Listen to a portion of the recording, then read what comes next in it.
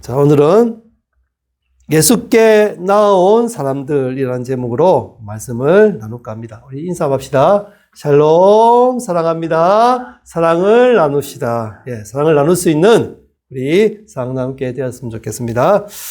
사랑하는 성도 여러분, 혹시 어저께 그 BTS라는 그룹이 광화문 광장에서 공연한 걸 혹시 아시고 계세요? 모르십니까? BTS는 세계적으로 유명한 우리나라 아이돌 그룹입니다. 그 사람을 보기 위해서 세계 각지에서 그저께인 전날에 오든지 여러 가지 많은 날에 와서 그날 한 30만, 40만이라는 많은 인원이 모여서 그 공연을 구경했다고 합니다. 오늘 우리 왜 그 얘기를 하냐면 그만큼 유명한 사람이 오면 그 사람을 보기 위해서 또 좋아하는 사람이나 아니면 유명한 사람이기 때문에 많은 사람이 모여서 그 사람을 보려고 오는 경우가 있습니다. 오늘 본문도 그런 예수님을 보고자 많은 사람들이 나아오는 것을 볼 수 있는데 그 사람들을 통해서 우리가 어떻게 예수님께 나아가야 될지, 우리가 어디로 나아가야 될지를 알아보는 그런 시간이 되었으면 좋겠습니다. 오늘 우리가 함께 나눌 말씀은 마가복음 3장 7절에서 11절까지입니다. 이 본문은 매우 분주한 장면을 보여주고 있습니다. 예수님께서 제자들과 함께 바닷가로 물러가셨습니다. 그것으로 엄청난 무리가 몰려왔습니다. 갈릴리뿐 아니라 유대, 예루살렘, 이두메, 요단강 건너편 두로와 시돈 지방에서 많은 사람들이 예수님께 나아왔습니다. 이 장면을 가만히 묵상하면 단순히 사람이 많이 모였다는 그런 얘기가 아닙니다. 이것은 인간의 절박함과 예수님의 권세가 만나는 장면입니다. 사람들의 고통과 예수님의 은혜가 맞닿는 장면이라고 얘기할 수 있습니다. 상한 인생들이 주님께도 몰려드는 그런 장면입니다. 오늘 본문 속 사람들은 서로 다 달랐습니다. 사는 것도 다르고 처지도 다르고 문제도 다르고 믿음의 수준도 달랐습니다. 그런데 그들은 하나로 묶는 공통된 것이 있었습니다. 어떤 공통점이 있었을까요? 예수님께 나아왔다는 겁니다. 사랑하는 여러분, 우리도 인생을 살아가다 보면 어디로 나아가는 것이 문제일 때가 많이 있습니다. 여러분, 힘들 때 어디로 나아갑니까? 답답할 때 누구를 찾죠? 무너질 때 무엇을 의지합니까? 하늘 의지하죠. 그런데 사람들은 보통 그렇지 않거든요. 어떤 사람은 돈으로 나갑니다. 돈을 붙듭니다. 힘들 때. 어떤 사람은 어떤 사람, 유명한 사람, 또 힘 있는 사람에게 나아갑니다. 어떤 사람은 너무나 힘들고 어려우니까 잊어버리자 해서 세상의 쾌락으로 나가는 사람도 있습니다. 어떤 사람은 자기 고집, 내가 다 할 수 있다, 내가 뭐 할 수 있다, 자기 경험만 붙드는 사람도 있습니다. 그런데 오늘 성경은 말합니다. 고통당하는 인생이 가장 먼저 나아가야 할 분은 예수님이시라는 것. 오늘 말씀을 통해서 오늘 세 가지를 얘기할 건데요. 첫 번째는 사람들은 왜 예수님께 나아갔을까? 두 번째는 예수님은 어떤 분이시길래 나아갔을까? 세 번째는 오늘 우리는 어떻게 예수님께 나아가야 할까라는 것을 가지고 오늘 말씀을 나누고자 합니다. 첫 번째, 사람들은 각자의 문제와 상처를 안고 예수님께 나아왔습니다. 우리 말씀 잠시 볼까요? 7절, 8절 한번 읽어볼게요. 시작. 예수께서 제자들과 함께 바다로 물러가시니 갈릴리에서 큰 무리가 따르며 유대와 예루살렘과 이두메와 요동강 건너편과 또 두로와 시돈 근처에서 많은 무리가 그가 하신 큰 일을 듣고 나오는지라. 여기서 나는 예수님께서 하신 큰 일은 사람을 고치거나 했던 일들을 얘기하고 있거든요. 그런 것들은 이제 소문이 퍼진 거잖아요. 그죠? 예수님이 손 많은 자도 고치시고, 그리고 눈 먼 자도 고치셨고, 하여튼 그런 것들을 기머거리도 고치셨고, 하여튼 그런 일들을 많이 들음으로 인해서 사람에게 나아온 겁니다. 이 글에서 먼저 눈에 띄는 것은 많은 무리입니다. 그리고 그 무리는 아주 넓은 지역에서 왔습니다. 갈릴리, 유대, 예루살렘은 물론이고 이두메와 요단강 건너편, 그리고 심지어 두로와 시돈 근처에서까지 왔다고 했습니다. 이 말은 무엇입니까? 예수님의 소문이 멀리 퍼졌다는 겁니다. 어제 말한 것처럼 BTS가 온 세계에서 유명하니까 온 세계 각지에서 일본뿐만 아니라 미국, 유럽, 온 천지에서 모여서 40만이라는 많은 인원이 광화문 광장에서 BTS를 보는 것처럼 예수님을 보고자 많은 곳에서 왔습니다. 이 사람들이 왜 왔을까요? 그만큼 많은 사람들이 고통 속에 살고 있다는 겁니다. 그들은 먼 길을 맞이하지 않았습니다. 왜 그렇습니까? 그들에게는 예수님 아니면 안 되는 절박함이 있었기 때문입니다. 그래서 다양한 사람들은 다양한 필요가 있었습니다. 그 중에 같은 필요가 있습니다. 어떤 필요? 예수님을 만나면 내 이 어려움들이 해결될 거라는 그런 필요. 본문에 직접 모든 사연이 기록되어 있지는 않습니다. 하지만 우리는 충분히 상상할 수 있습니다. 어떤 사람은 오래된 병이 있을 수 있습니다. 또 어떤 사람은 가족의 질병을 가지고 있든지, 아니면 자기의 어려움이 있든지, 지금 가장 빨리 해결해야 할 문제가 있든지, 아니면 귀신 들린 사람들이 있든지, 절망적인 상황에 놓여 있든지, 또 어떤 사람들 호기심으로 나와있을 수도 있겠죠. 어떤 사람은 정말 믿음으로 나와할 수도 있습니다. 하여튼 많은 사람들이 모여서 예수님께 나왔습니다. 이 모든 동기는 다르지만 그 사람들은 공통적인 분명한 그런 공통점을 가지고 있었습니다. 그들은 자기 한계를 느꼈고 그래서 예수님께 나왔습니다. 자기의 힘으로는 할 수 없다는 것을 알았기 때문에 그것을 해결해 줄 수 있는 분이 예수님이라는 것을 알았기 때문에 나올 수 있었습니다. 복음의 시작은 나는 괜찮지 않아. 나는 정말 괜찮지 않아. 이런 자각을부터 시작됩니다. 왜냐? 내가 괜찮다 생각하면 다른 사람을 찾지 않습니다. 내가 할 수 있다 생각하면 찾지 않습니다. 그럼 나는 할 수 없어. 나는 괜찮지 않아. 나는 이제 더 이상 할 수 없어. 라고 생각할 때 드디어 다른 사람, 다른 무언가를 찾게 됩니다. 이것이 복음의 시작이라고 할 수 있습니다. 사실 사람은 자기가 괜찮다 생각할 때는 주님께 잘 가지 않습니다. 자기는 할 수 있다고 생각할 때는 기도가 오히려 줄어듭니다. 자기 의가 강할수록 회개가 사라집니다. 그래서 복음은 언제나 여기서부터 시작됩니다. 나는 충분하지 않았습니다. 내 힘으로는 안 됩니다. 나는 주님의 도움이 필요합니다. 이 고백이 은혜의 문을 엽니다. 응급실은 어떤 곳이죠? 건강을 자랑하는 사람이 가는 곳이 아닙니다. 정말 아픈 사람이 가는 곳입니다. 정말 급한 사람이 가는 곳입니다. 우리도, 우리 막내가 한 번은 진해인데 기가 물린 적이 한 번 있었어요. 그래, 밤에였는데, 너무나 급해서 응급실로 간 일이 있는데, 응급실 간 이유가 뭐겠어요? 혹시 뭔 일이 생길까봐. 너무나 급해서 가잖아요. 예. 그게 바로 응급실 가는 이유거든요. 교회도 마찬가지입니다. 교회는 어떤 곳입니까? 겉으로 멀쩡한 사람들이 앉아있지만, 사실은 다들 은혜가 필요한 사람입니다. 고침을 받고자 하는 사람들이 가는 겁니다. 아픔을 가지고 있는 사람들이 오는 곳입니다. 교회는 완벽한 사람들의 전시장이 아닙니다. 예수님 은혜를 필요로 하는 사람, 죄인들, 연약한 사람들이 이곳에 오는 곳이 바로 교회입니다. 그런 사람들 자꾸 착각합니다. 내가 좀 괜찮아진 다음에 하나님께 가야지. 죄를 좀 더 정리한 다음에, 내가 좀 더 이거 일을 다 정리한 다음에 가야지. 그 상처가 남은 뒤에 예배를 회복해야지. 아닙니다. 성경 우리의 정반대로 말합니다. 정리한 다음에 예수님께 가는 것이 아니라 예수님께 가야 정리가 됩니다. 깨끗해진 다음에 주님께 나아가는 것이 아니라 주님께 가야만 깨끗해집니다. 강해진 뒤에 기도하는 것이 아니라 기도를 해야지 강해집니다.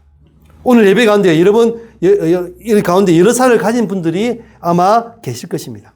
몸이 지쳐 있는 분, 마음이 무너져 있는 분, 가정 문제로 고통을 당하는 분, 자녀 문제로 마음이 찢어지는 분, 경제적으로 부담이 눌려 있는 분, 신앙의 침체로 괴로워하는 분, 반복되는 죄와 실패로 낙심하는 분.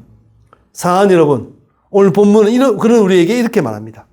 그 문제를 가지고 예수께 나아오라고. 숨기지 마십시오. 도망가지 마십시오. 혼자 버티려고 하지 마십시오. 예수님께 나아오십시오. 이번 한 주 하나님 앞에서 이런 기도를 드려보십시오. 주님, 저는 괜찮지 않습니다. 주님, 제 힘으로는 안 됩니다. 주님, 제가 주님의 도움이 꼭 필요합니다. 그래서 주님께 나왔습니다.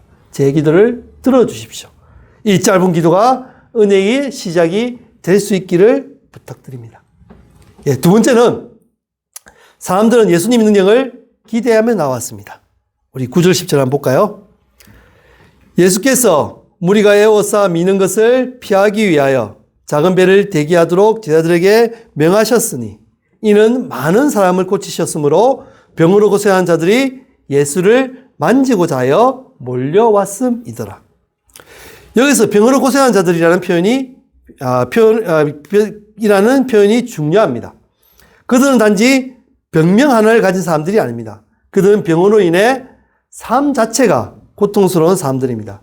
그래서 병은 한 가족의, 한 집안의 모든 사람들을 힘들게 하고 그것을 무너뜨리는 것이 병이 될 수 있습니다.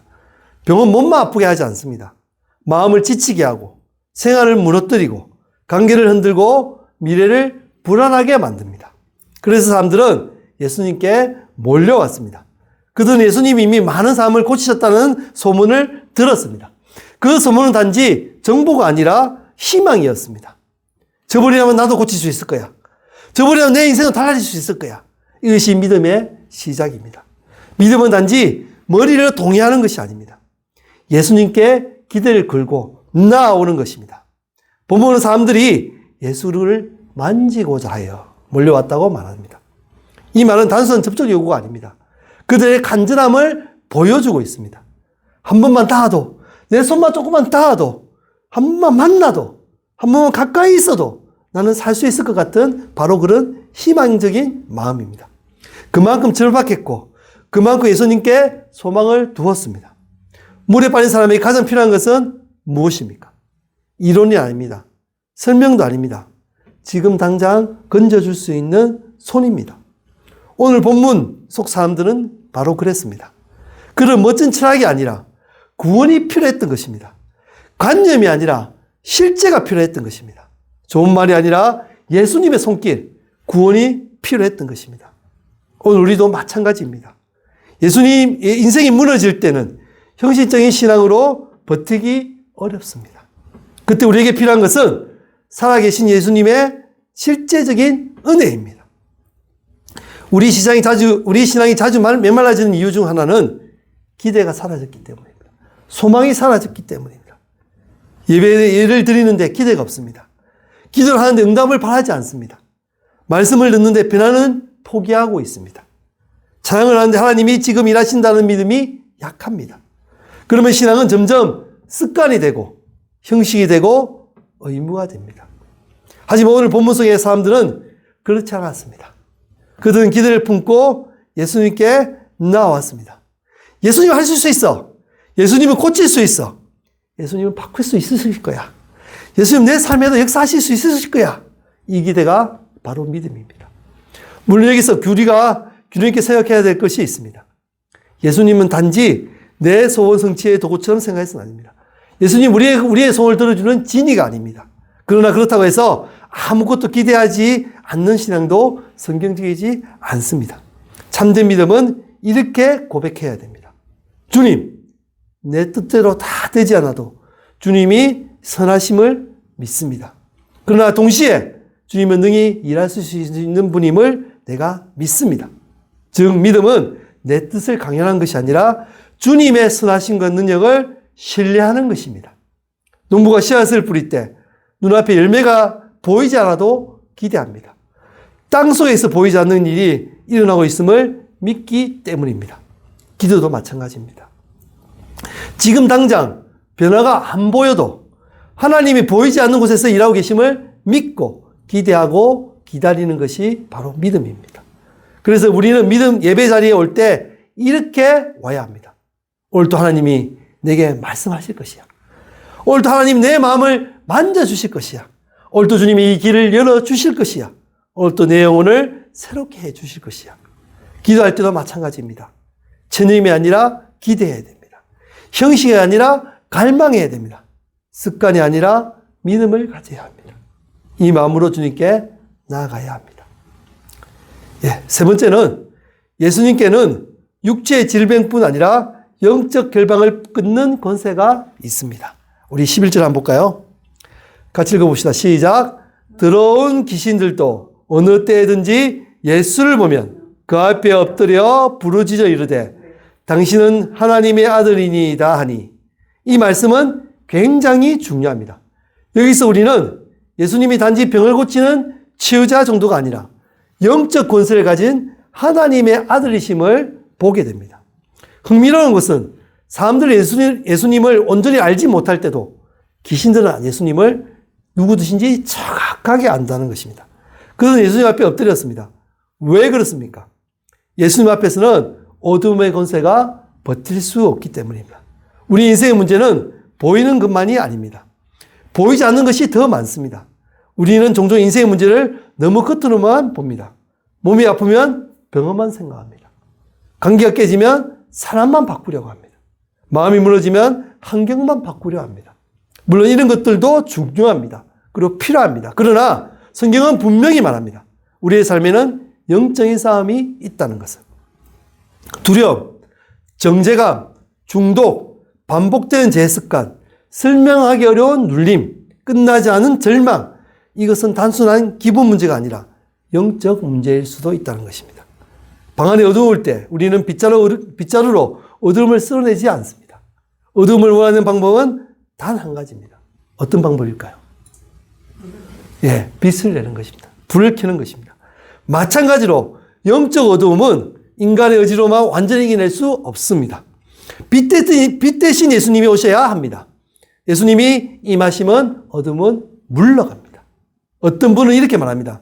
왜 자꾸 같은 죄에 넘어질까요? 왜 계속 불안할까요? 왜 용서하려고 해도 안 될까요? 왜 신앙생활을 하는데 마음이 무거울까요? 그럴 때 필요한 것은 단지 자기 계심을 더 세우는 것이 아닐 때가 많습니다. 필요한 것은 예수님 권세 앞에 나아가는 것입니다. 예수님이 오셔야 하는 것입니다. 예수님은 죄에 묶인 자를 풀어주시는 분입니다. 두려움에 누린 자를 일으켜주시는 분입니다. 절망 가운데 있는 자에게 소망을 주시는 분입니다. 상한 영혼을 자유케 하시는 분입니다. 혹시 지금 여러분의 삶에 설명하기 어려운 어려움이 있습니까? 기도가 막히고 마음이 무겁고 말씀이 들어오지 않고 자꾸 낙심하게 됩니까? 그럴수록 더 예수님께 나아가십시오. 예배를 놓치지 마십시오. 기도 자리를 떠나지 마십시오. 공동체를 피하지 마십시오. 주님의 빛 가운데로 더 들어오십시오. 어두움은 빛을 이길 수 없습니다. 예수님 앞에서 사탄에게서는 절대 결코 승리할 수 없습니다. 그렇기 때문에 예수님께 나아오십시오. 자, 네 번째. 그런 예수님은 단순히 인기의 대상이 아니라 참된 구원자이십니다. 12절 한번 볼까요? 같이 한번 읽어봅시다. 시작. 예수께서 자기를 나타내지 말라고 많이 경고하시니. 예, 이 장면은 조금 의아하게 보일 수 있습니다. 왜 예수님은 자신을 드러내지 말라고 할까요? 지난번에도 이 얘기 한번 한 적 있죠. 예, 그 이유는 사람들이 예수님을 잘못 이해할 수 있기 때문입니다. 사람들은 예수님을 능력 있는 기적의 행위자, 병 고치는 인물, 자기 문제를 해결해주는 분만으로 생각하기 때문입니다. 하지만 예수님은 그보다 더 훨씬 크신 분입니다. 예수님은 단지 병을 고치러 오신 분이 아닙니다. 죄를 구원하시기 위해 십자가를 지신 하나님의 아들이십니다. 사람들은 기적을 원하지만 주님은 원하지 않을 수 있습니다. 이것이 인간의 연약함입니다. 축복은 원하지만 순종은 싫어합니다. 그렇죠? 응답은 원하지만 회개는 피합니다. 예. 도움을 원하지만 주권을 드리기 싫어합니다. 문제 해결은 원하지만 삶의 변화는 원하지 않습니다.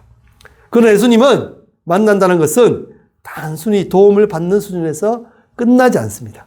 예수님을 만난다는 것은 그분을 주님으로 모시는 것입니다. 어떤 아이가 부모를 찾는 이유가 오직 용돈 때문일까요?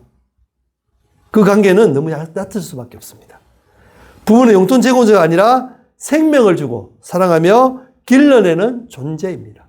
그리고 보호하는 존재입니다. 마찬가지로 예수님은 우리의 필요를 채워주시는 분이 맞습니다. 하지만 그분은 단지 복을 주는 분이 아니라 우리의 삶을 다스리시는 주님이십니다. 그러므로 우리는 스스로 물어야 합니다. 나는 예수님이 어떤 분을 믿고 있는가? 내 문제를 해결해 주시는 분 정도로만 생각하고 있지는 않는가? 아니면 내 삶 전체의 주인으로 모시고 있는가? 참된 신앙은 여기서 깊어지고 시작됩니다. 주님, 이 문제를 해결해 주십시오를 넘어서 주님, 제 삶을 다스려 주십시오라는 기도로 바뀌어야 합니다. 십자가 없는 신앙은 반쪽 신앙입니다. 사람들은 예수님의 능력을 좋아합니다. 그러나 십자가는 부담스러워하고 싫어합니다. 오늘도 마찬가지입니다. 능의 예수님은 좋아하지만 순종을 요구하시는 주님은 부담스러울 수가 있습니다. 그러나 예수님은 언제나 십자가의 길로 우리를 부르십니다. 그 길은 자아를 내려놓는 길이고, 회개의 길이고, 순종의 길입니다. 그리고 그 길 끝에는 참된 생명이 있습니다. 참된 구원이 있습니다. 그래서 우리는 예수님께 우리의 모든 것을 맡기는 우리의 주인으로 모셔야 합니다. 다섯 번째는 오늘 우리는 어떻게 예수님께 나아가야 합니까? 이제 말씀을 정리하면서 실제적인 적용을 나누어 보겠습니다. 첫 번째, 있는 모습으로 그대로 나아가야 합니다. 하나님 앞에서 자꾸 괜찮은 척 하지 마십시오. 주님은 이미 다 아십니다. 아프면 아프다고, 힘들면 힘들다고, 두려우면 두렵다고, 죄에 넘어졌으면 넘어졌다고 정직하게 말씀드리십시오. 하나님은 솔직한 기도를 기뻐하십니다. 이번 주 하루 10분만이라도 조용히 앉아 하나님 앞에 마음을 쏟아 놓으십시오. 기도를 예쁘게 하지 않아도 됩니다. 정직하게 하셔야 됩니다. 자기의 모든 것을 내려놓고 정말 나의 모든 것을 아시는 분으로 생각하고 그분께 나아가야 됩니다. 두 번째, 기대를 가지고 예배와 기도에 나아가야 합니다.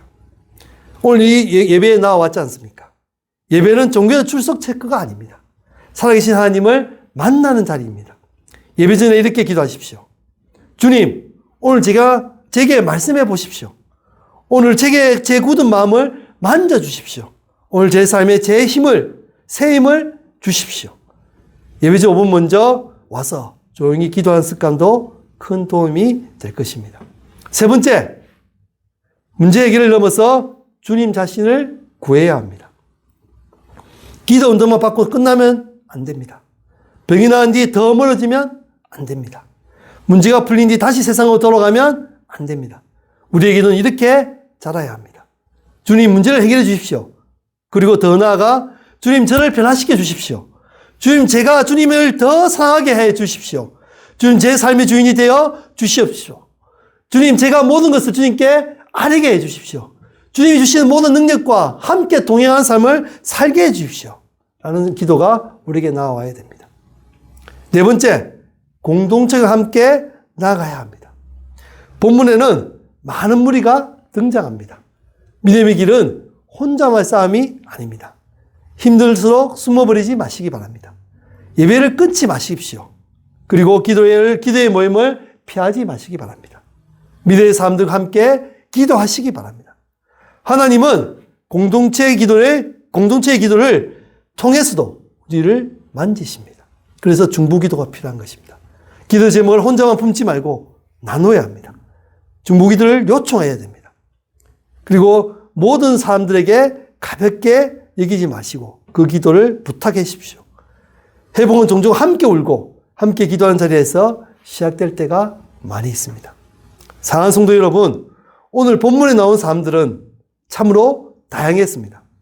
병든 사람, 눌린 사람, 호기심이 있는 자도 있었고 절박한 자도 있었습니다. 그러나 중요한 것은 하나입니다. 그들이 예수님께 나아왔다는 것입니다. 오늘 우리도 마찬가지입니다. 사연이 다를 수 있습니다. 고통의 모양이 다를 수 있습니다. 신앙의 분량이 다를 수 있습니다. 하지만 누구든지 예수님께 나아오면 됩니다. 상한 마음을 가지고 나아오십시오. 기대를 가지고 나아오십시오. 죄와 눌림을 가지고 나아오십시오. 병과 눈물을 가지고 나아오십시오. 예수님은 상한 자를 외면하지 않으십니다. 예수님은 모든 병든 자를 만져주십니다. 예수님 눌린 자를 자유케 하십니다. 그리고 무엇보다 우리를 구원하신 하나님의 아들이십니다. 그러므로 사랑하는 여러분, 문제보다 먼저 예수님께 나오십시오. 상황보다 먼저 예수님께 나오십시오. 방법보다 먼저 예수님께 나오십시오. 절명보다 먼저 예수님께 나오십시오. 그리고 오늘 이 시간 마음으로 이렇게 고백하시기 바랍니다. 주님, 제가 왔습니다. 상한 마음을 가지고 왔습니다. 무거운 짐을 가지고 왔습니다. 저를 만져주시고 고쳐주십시오. 무엇보다 주님을 더 알게 하여 주시옵소서. 주님께 나아간 자는 결코 헛되지 않고 돌아갈 수 있습니다. 한 아이가 밖에서 놀다가 크게 넘어졌습니다. 무릎이 까이고 피가 났습니다. 아이는 울면서 집으로 뛰어와 어머니 품에 안깁니다. 어머니가 당장 상처를 완전히 없애주는 것은 아닙니다.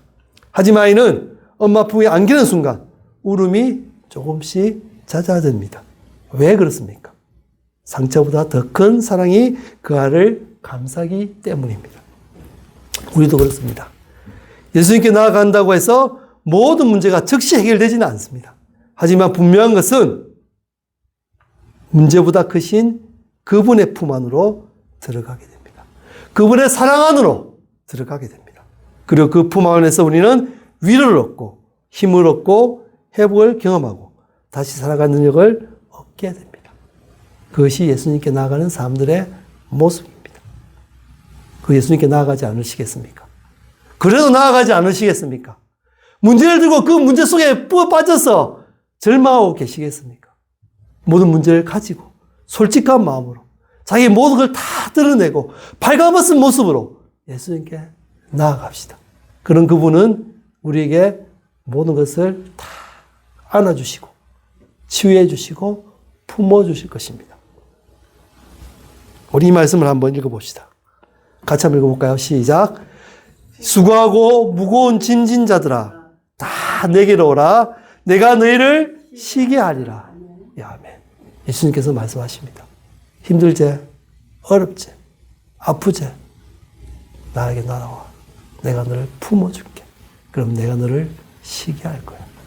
너의 그 아픔 속에서 완전히 벗어나서 이제는 참된 평안, 참된 평강을 누리고 살아갈 수 있을 것이야. 예수님은 그런 분이십니다. 우리가 왜 예수님께 나아가야 될까요? 그런 분이시기 때문에. 우리의 모든 것을 다 치유할 수 있는 분. 우리의 영혼을 구원해 줄 수 있는 분. 우리의 영원한 생명으로 나아가게 했을 수 있는 분. 그분이 예수님이시기 때문입니다. 우리의 다양한 모습으로 나아가길 부탁드립니다. 예수님께 나아갑시다. 나아가신 예수님은 우리를 품어주실 것입니다. 우리를 안아주실 것입니다. 누구보다 따뜻한 품으로 우리를 품어주실 것입니다. 그런 예수님께 나아가서 모든 문제 해결, 아니 예수님 나의 주인 되심을 고백하고 우리의 생명을 구원해 주시는 예수님을 누릴 수 있는 우리 사랑하는 모든 성도님 되시기를 주님의 이름으로 축원드립니다. 잠시 기도하겠습니다.